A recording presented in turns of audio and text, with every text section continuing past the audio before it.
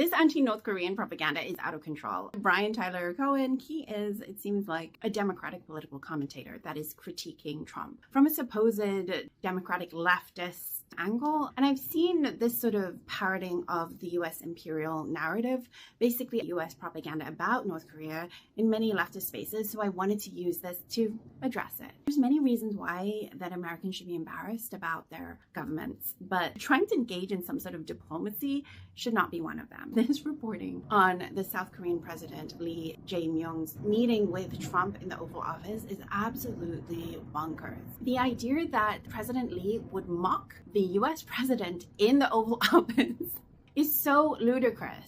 South Korea, as we have discussed in previous reels, is a de facto US military colony. It has 15 active US military bases and over 28,000 active US troops stationed in the country. So the president is not going to come to the Oval Office and make fun of President Trump when this is a diplomatic meeting. And also his platform has been to de-escalate tensions with North Korea because President Yoon, his predecessor, was incredibly hostile to North Korea. And he was also just the most blatant US puppet you could possibly imagine. Remember this? Yeah.